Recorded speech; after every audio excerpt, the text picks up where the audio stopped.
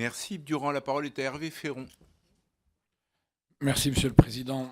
Mes questions s'adressent à Valérie Corre. Bravo pour votre travail.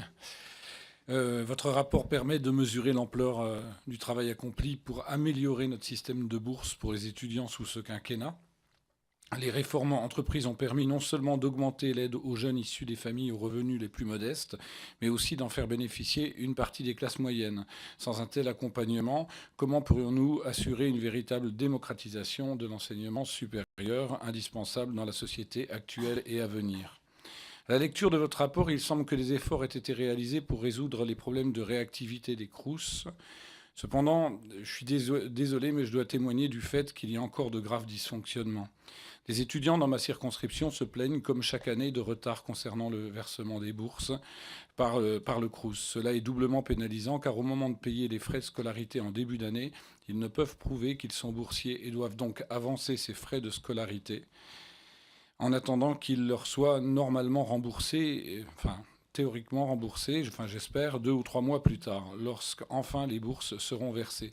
Cela contribue à précariser de jeunes étudiants en situation parfois dramatique.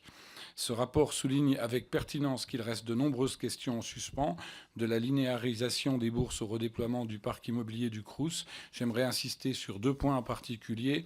Vous mentionnez à juste titre en conclusion le fait que la reconfiguration des études supérieures nécessite de mieux reconnaître les situations particulières de chacun. Pour l'allocation des bourses, cela passe bien sûr par une meilleure prise en compte du contexte familial de l'étudiant, ce qui a été fait avec le doublement des aides d'urgence. On peut également se demander, compte tenu des écarts du coût de la vie entre les différentes villes ou régions soulignés à de multiples reprises par l'INSEE, s'il ne faudrait pas ajouter un critère géographique au calcul du montant des bourses sur critères social, comme c'est le cas des APL. Cela permettrait de s'acheminer vers plus d'égalité entre les étudiants boursiers qui, pour le moment, semblent faire partiellement défaut.